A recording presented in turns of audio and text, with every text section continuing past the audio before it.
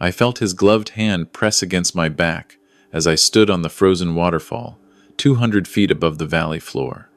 The ice axe slipped from my right hand as I pitched forward, but I didn't shout for help. 60 feet down, my left axe caught a shelf of blue ice, hidden from the climbers above by the waterfall's curve. My shoulders screamed from the sudden stop, my crampons scraping uselessly against the frozen cascade. Above me, I heard my son-in-law's voice, breathless but measured. "Natalie. Marcus, come quick." A pause. Then his tone shifted to something I'd never heard before. Calculated relief mixed with manufactured panic. William slipped. Oh, God. I think his line failed. He went over the edge. I clung there in the Alberta cold, my 63-year-old arms trembling, and made a choice that would shatter everything I thought I knew about my family. I wouldn't call out. I wouldn't let them pull me up. I needed to hear what Graham would say when he thought I was gone. Let me back up. 4 days earlier, I'd been standing in a boardroom in Toronto, signing the papers that transferred Northern Heritage Mining, the company I'd carved out of the Canadian Shield over 35 years, to a consortium of American investors for $85 million. My daughter, Natalie, had flown in from Calgary for the signing. She stood beside me, her hand on my shoulder as I put my signature on the final document. "Congratulations, Dad," she said, and I caught the tightness in her voice. Mum would have been proud. My wife Margaret had been gone 3 years, ovarian cancer. She'd always told me I worked too hard, that I'd regret missing Natalie's childhood for site inspections and stakeholder meetings. She'd been right, of course. She usually was. "I'm taking real time off," I told Natalie as we left the lawyer's office. "Not a long weekend here and there. Proper time. I want to make up for the years I missed." Natalie smiled, but it didn't reach her eyes. She'd inherited my drive, maybe too much of it. At 40, she ran her own environmental consulting firm in Calgary, pulling the same 70-hour weeks I had. "That's great, Dad. I wish I could join you, but we're in the middle of 3 major assessments. The oil sands projects are at critical stages. Come with me to Banff," I said. 1 week. My birthday's next month, and I want to spend it somewhere. Your mother and I always talked about going, but never did. The ice climbing expedition. She hesitated, already checking her phone. "Dad, I really can't." "Natalie." I took her hand. "When your mother was dying, she made me promise something." She said, "William, don't let our daughter make the same mistakes you did. Don't let her wake up at 60 realizing she built a career but lost her life. 1 week, please." She looked at me, really looked at me, and something shifted behind her eyes. "Okay," she said quietly. 1 week. But Graham's coming too. I'd reserved a lodge in Banff, one of those timber and stone places with mountain views and hot tubs that look like postcards. I'd invited a small group, Natalie and her husband Graham, my lawyer Marcus Chen, who'd been with me since the early days, and Trevor, my old geology partner from the first northern expeditions. Graham was Natalie's age, a financial advisor she'd met at a conference 6 years back. They'd married quickly. Too quickly, I'd thought at the time, but Natalie seemed happy, and that's what mattered. He'd joined Northern Heritage as VP of Finance 3 years ago, and he was competent enough. Smooth, always knew what to say, always had the right answer ready. "This is brilliant, William," Graham said when I told him about the trip. "You've earned this. 35 years of grinding, and finally you get to enjoy the rewards." I should have noticed something in how he said rewards.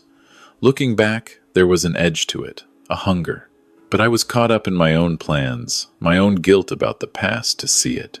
We arrived in Banff on a Tuesday in February. The lodge exceeded the photo's promises. Log construction, floor-to-ceiling windows facing the Rockies, the whole mountain range spread out like nature's cathedral. Natalie actually put her phone down when she saw it. "Dad, this is incredible." Marcus arrived 2 hours later, looking uncomfortable in winter gear he'd clearly just bought. "Brought my laptop, just in case," he said sheepishly. Graham was last to arrive, carrying gifts. A bottle of 18-year Glenfiddich for me, cashmere gloves for Natalie. "To new beginnings," he said, raising his glass at dinner that first night. We ate in the main lodge, elk, steak, and local beer, while a fireplace the size of my old office crackled beside us. "I've been thinking about the money," I said, as we watched the alpenglow fade on the peaks. "I want to do something meaningful with it. Maybe a scholarship fund for indigenous students in geology and mining. Help kids from northern communities get into the industry." "That's generous, William," Graham said. "But have you thought about the tax implications?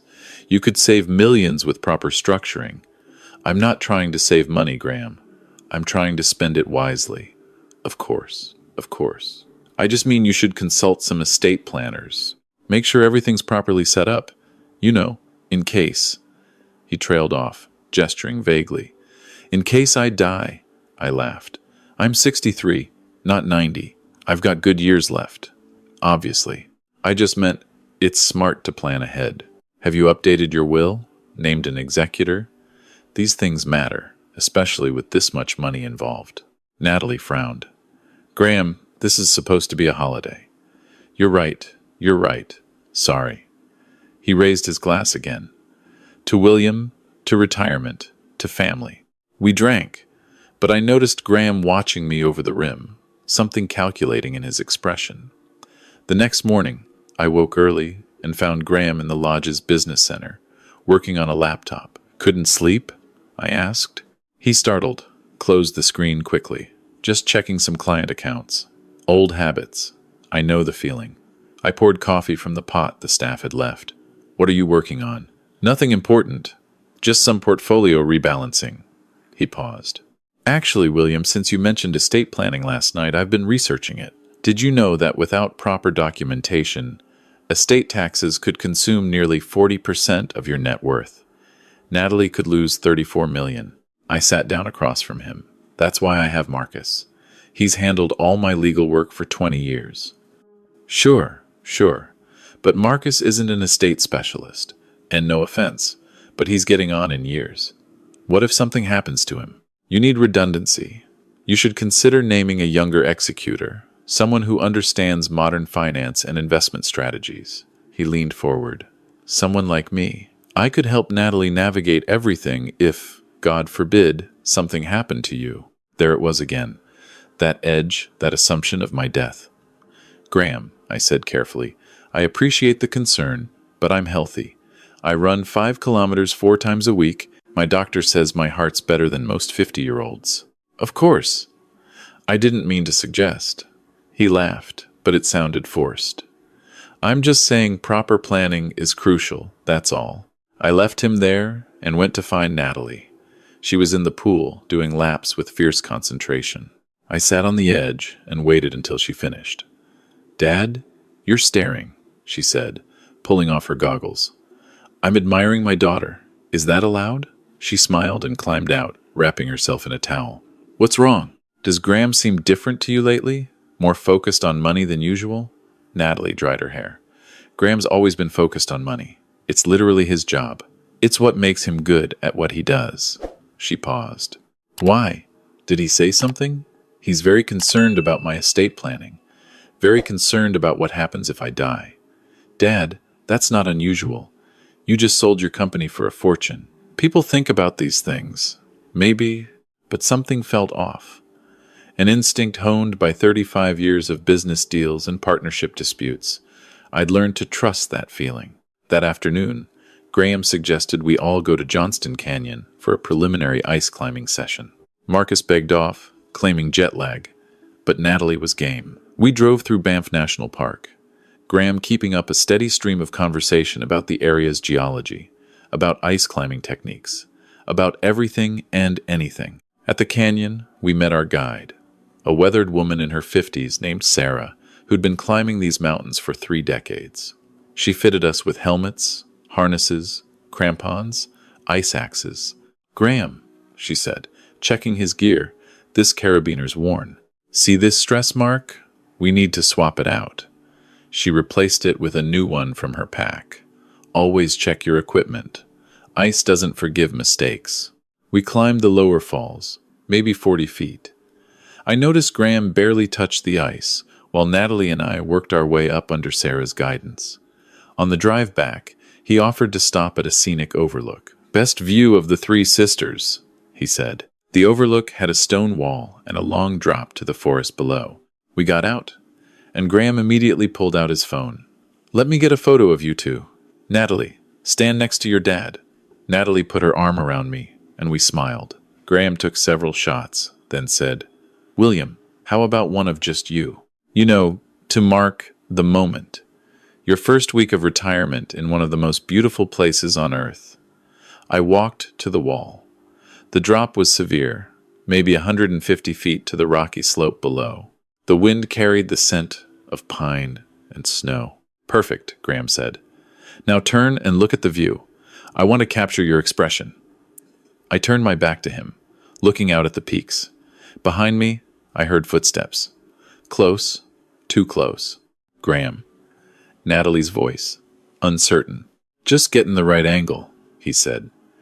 I felt him shift position behind me. My years in the mines, where one wrong step could mean a cave-in, where you learned to sense danger before you saw it, kicked in. I stepped sideways just as I felt air pressure change. Graham stumbled past me, catching himself on the wall. "Whoa!" I grabbed his arm. "Careful there." His face was flushed, breathing heavy. "Sorry," I tripped. "These rocks are slippery." But his boots had good treads, and the ground was dry, and his eyes, for just a second, showed something. Frustration, disappointment. We drove back to the lodge in silence. That night at dinner, Graham was overly attentive, constantly refilling my wine glass, suggesting we try the local whiskey, insisting I relax and celebrate. I switched to water when he wasn't looking. Paranoid, maybe. But I hadn't built a successful company by ignoring warning signs. The next day was the big climb. Sarah had arranged for us to tackle Cascade Falls, a frozen waterfall that required real technical skill. "This is advanced," she warned at breakfast. "We'll rope up in teams." Everyone checks everyone else's gear. No exceptions. Graham volunteered to check mine. William, I know the systems." Sarah intervened. "I check all gear. It's my rule." She went over every carabiner, every ice screw, every length of rope. When she got to my harness, she paused. "This buckle's been loosened. See? It would hold for maybe 20 minutes, then fail under stress. Who packed your gear?" "I did," Graham said quickly. "Must have bumped it in the truck. Easy mistake." Sarah's eyes narrowed. "There are no easy mistakes on ice." She reset everything, double-checked it, made Graham watch. We drove to Cascade Falls.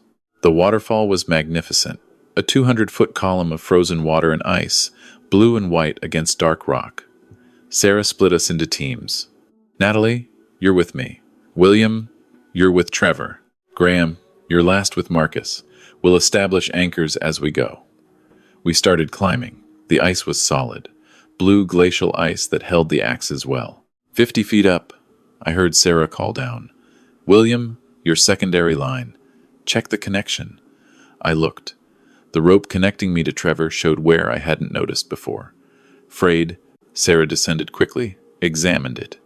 "This has been cut. Not worn, cut. Someone took a blade to this." She looked at Graham, who'd gone pale. "I don't know how that happened," he said. "It was fine when I packed it." Trevor spoke up, his voice tight. "I saw you near William's gear this morning, Graham, before breakfast. You said you were organizing the packs." That's when Graham's expression changed. The smooth mask slipped for just a moment, and I saw what was underneath.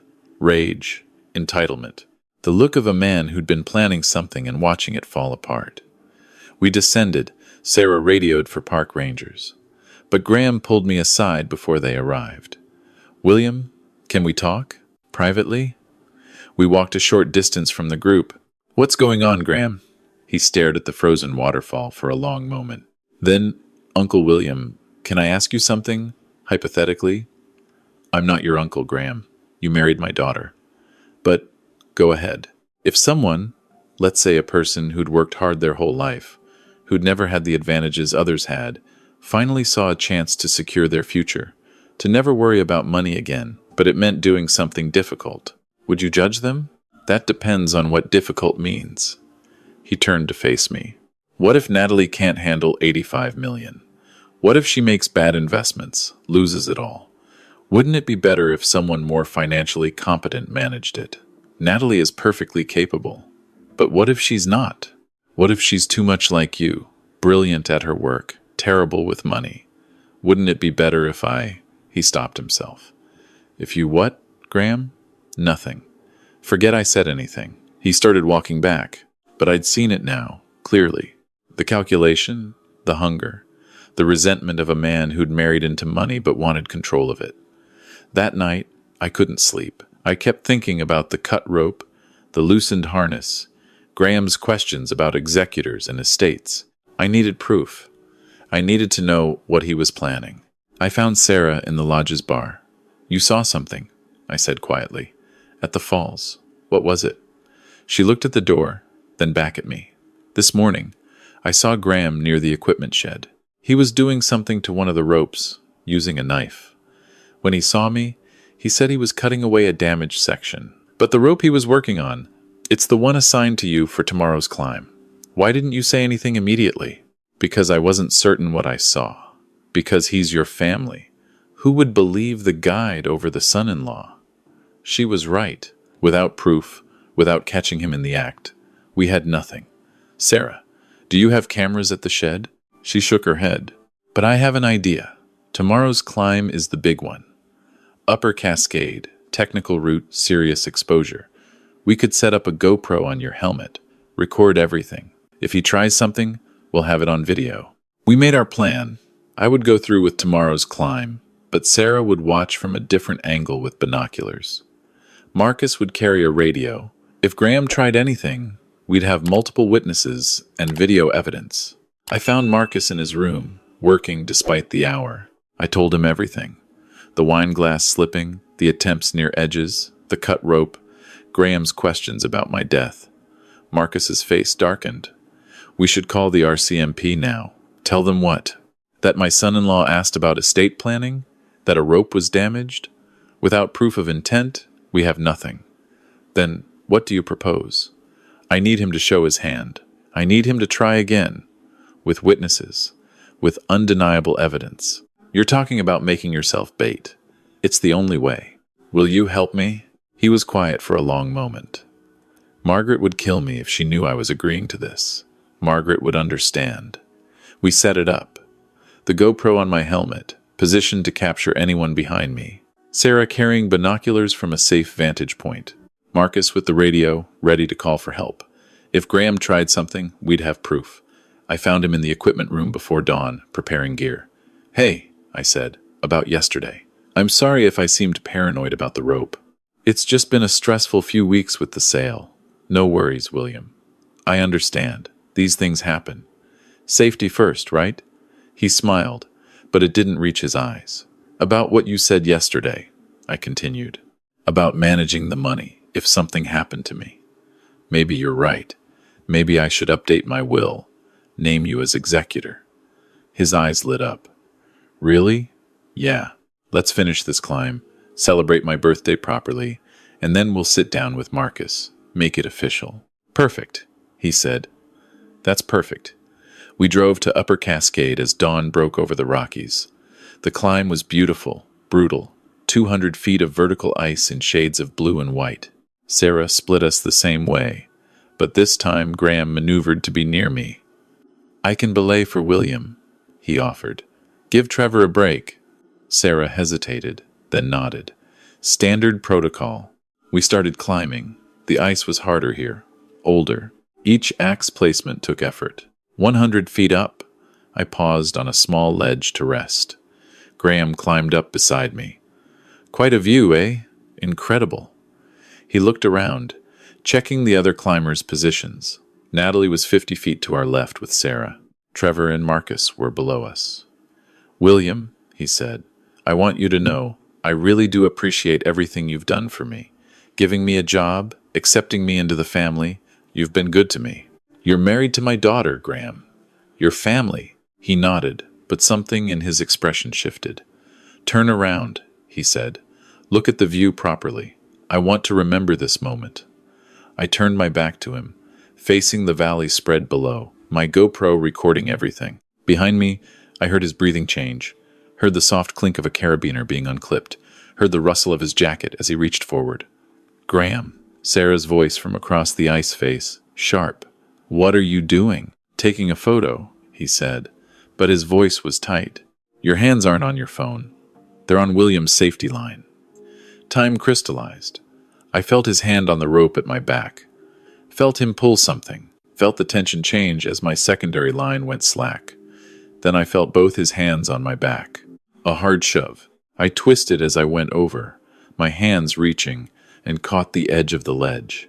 I hung there for a second, then my gloves slipped on the ice, and I fell again. 60 feet down, my left axe caught a shelf of blue ice, a miracle of angle and timing. Pain exploded through my shoulders, my left arm, but I held on.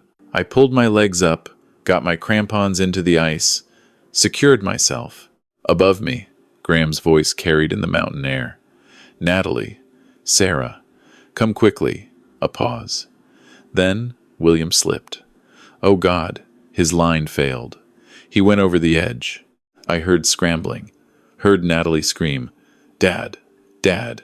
Graham again, his voice different now, controlled. He must have hit the rocks below. "We need to call rescue services. We need to—" "Natalie, wait. Think about this." "Think about what?" Her voice was sharp with panic and fury. "If they find him down there, the investigation, the media, the questions about the company sale, all of it. Wouldn't it be better if—" He trailed off. "Better if what?" "I'm just saying. An older man. Retirement celebration. Equipment failure on a technical climb. It's tragic, but it happens. Nobody needs to know about the fall, about the investigation. We could say he had a heart attack at the lodge. Died peacefully. A long silence. Then Natalie's voice, cold and deadly. "You want to cover up my father's death. I'm trying to protect his legacy. Protect you from the stress of—" "Protect me from what? An inheritance. You think you deserve it more than me? That's not what I—" "Graham, listen to yourself. You pushed him. I saw you unclip his line. I saw everything." Sarah's voice joined. "So did I. And it's all on the helmet camera that William's wearing. The camera that's recording right now. I heard movement, scuffling. Graham's voice, panicked now. You're making a mistake. That money should be managed properly, by someone who understands finance, not wasted on scholarships and charity projects." "So this is about the money." Natalie's laugh was bitter. "We've been married 6 years, Graham. I trusted you. I recommended you for the job at Dad's company. Trust?" Graham's voice rose. "You want to talk about trust? I've watched you coast on your father's name while I worked twice as hard for half the recognition. You had every advantage handed to you. Do you know what it's like being the guy who married the boss's daughter? I earned my position. I deserved a piece of that $85 million, and instead, William was going to give it all away to strangers. So you tried to kill him.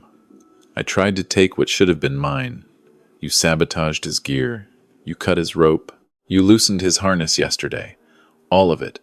And if you'd just fallen properly, if you'd just died like you were supposed to, none of this would be necessary." The sound of a radio crackling, Marcus's voice. "RCMP and Mountain Rescue are on their way. Graham Palmer, you're under arrest for attempted murder. I'm recording this entire conversation. You can't, Marcus. You're just a lawyer. You don't have authority. I also sit on the board of the Banff Park Foundation and have emergency deputization for situations exactly like this." A pause. Then Graham, quieter, defeated. "William, are you alive down there?" I called up, my voice hoarse from the cold and shock. "Barely. Someone want to help me up before my arm gives out?" It took all of them. Sarah rappelling down with gear. Trevor and Marcus working the ropes from above. Natalie directing everything through her tears. They hauled me back to the ledge. I collapsed on the ice, every muscle shaking, hypothermia setting in. Natalie threw her arms around me, sobbing. "Dad, oh God, Dad, you're alive." Graham stood against the rock face, his expression blank. "This isn't, I can explain." "Save it for the RCMP, Sarah said. Mountain Rescue arrived 20 minutes later, along with 2 Mounties. They took Graham away in restraints. He didn't look at me as they led him past. He looked at the ice, at his hands, anywhere but my eyes. The paramedics checked me over. Dislocated shoulder, hypothermia, severe bruising, but nothing broken. They wanted to airlift me to Calgary. I refused. I wanted to see this through. That night, I sat with Natalie in the lodge, the same spot where we'd had dinner 3 days ago. We didn't speak for a long time. Finally, she said, I brought him into your company. I vouched for him. I married him. You didn't know. I should have.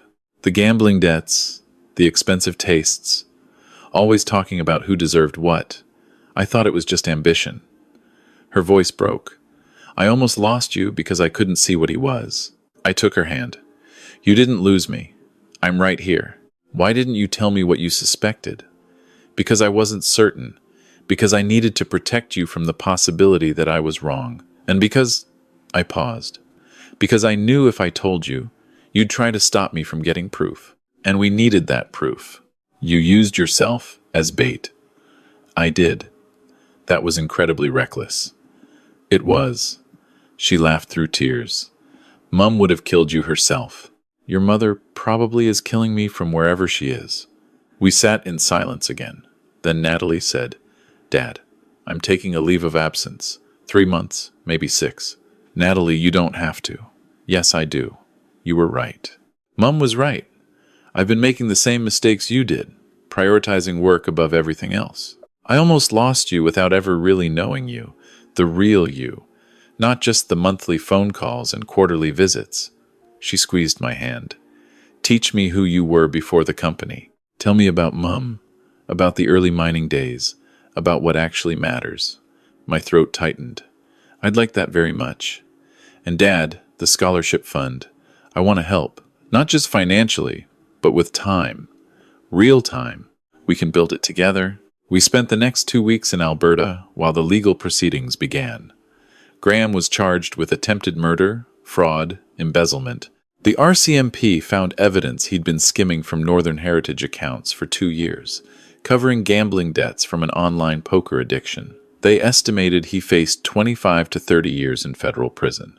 Natalie filed for divorce immediately. The helmet camera footage was damning. You could see everything. Graham's hands unclipping my safety line. The push. Hear every word of his confession. His lawyer tried to claim temporary insanity. Stress from the altitude. The Crown wasn't buying it. Natalie and I talked, really talked, for the first time in years. I told her about my childhood in Sudbury, about meeting her mother at university, about the early days prospecting in the north when we had nothing but a truck and determination. She told me about her fears, her loneliness, the pressure of being William Thorne's daughter, of living up to a legacy she never asked for. On our last day in Banff, we hiked to the base of Cascade Falls. Someone had placed a small marker there. Sarah's work, she admitted later. The place where William Thorne held on, she'd written, where choosing to survive changed everything. I stood there with Natalie, looking up at the frozen waterfall. You know what I thought about when I was hanging from that ice shelf? I said. I thought about all the moments I'd missed, all the school recitals, all the science fairs, all the times I chose a conference call over dinner with you and your mother. And I thought, if I survive this, I'm going to make different choices. Natalie leaned against me. So what's first? First, we build this foundation together. Make it something that matters. And second, I turned to her. Do you remember when you were 10 and I tried to teach you about mineral formations? You said it was boring, that you'd rather study ecosystems. I remember. You were so disappointed. I wasn't disappointed in you. I was disappointed in myself, that I'd pushed my interests on you instead of asking about yours. So now I'm asking, Natalie, what do you want to do? Not what you think you should do. What would make you happy? She thought about it for a long time. I want to help mining companies reduce their environmental impact. I want to use my knowledge to heal the damage extraction causes. I want to matter, not just profit. Then that's what we'll do. We'll make the foundation support that work too. Fund, research, restoration projects, whatever serves that vision. Just like that? Just like that. Life's too short for anything else. We flew home a week later. The story had made national news. Mining magnate survives son-in-law's murder plot. I gave one interview to CBC and then refused all others. I didn't want to be famous for surviving. I wanted to be known for what came after. The Margaret Thorne Foundation launched 8 months later, named after my wife. Natalie designed the programs herself. A brilliant mix of scholarships for Indigenous students and environmental restoration grants. We funded 20 students the first year, 50 the second. Graham pleaded guilty to avoid trial. He got 27 years. The judge said at sentencing, "You didn't just try to kill your father-in-law. You tried to murder the concept of family itself, of trust, of the bonds that hold us together. May your time in prison teach you the value of what you destroyed." I went to see him once, 6 months into his sentence. He looked smaller somehow, diminished. We sat in the visitor's room at Stony Mountain Institution, neither speaking for a long moment. "I suppose you want me to apologize," he finally said. "No. An apology would mean you understand what you did wrong. I don't think you do. I wanted what you had." "Is that so terrible? Wanting it? No. Being willing to kill for it? Yes." I leaned forward. "Graham, I would have helped you. If you'd come to me and said you were in debt, struggling with gambling, I would have helped. But you didn't want help. You wanted to take. There's a difference. Easy for you to say. You've never struggled for anything." I laughed, though there was no humor in it. "I worked in mines for 15 years before I started my own company. I missed my daughter's childhood. I barely saw my wife before she died. Success doesn't mean I didn't struggle. It means I chose what to struggle for. I hope someday you understand that." I never saw him again after that. People asked if I forgave him. I told them forgiveness wasn't the right word. I'd released him, released the anger, the betrayal, the what-ifs. He'd have to live with what he'd done. I refused to let it poison the rest of my life. Natalie and I have dinner together twice a week now. We've taken trips, Japan, Scotland, New Zealand. We don't talk about business much. We talk about books, about ideas, about Margaret, about what matters. Last month, Natalie called me at midnight. "Dad, I'm sorry to wake you, but I had to tell you. I'm pregnant. I'm going to be a grandfather. And this time, I'm going to be present for every moment. Every ultrasound, every baby class, every sleepless night. Not because I have to, but because I want to. Because I've learned what Margaret tried to teach me all along. Success isn't measured in millions or mining claims or empires built. It's measured in moments, in presence, in love. I'm sitting in my study now, looking out at Lake Ontario, thinking about ice cliffs and frozen waterfalls and the choices that define us. Thinking about a son-in-law consumed by greed and a daughter learning to choose meaning over money. Thinking about second chances and how rare they truly are. If there's a lesson in all this, it's simple. Hold on. When life pushes you over the edge, find something to grip, something solid. And when you pull yourself back up, make sure you're climbing towards something worth the effort. Family, love, purpose. These are the things worth holding on to. Everything else, you can let fall away.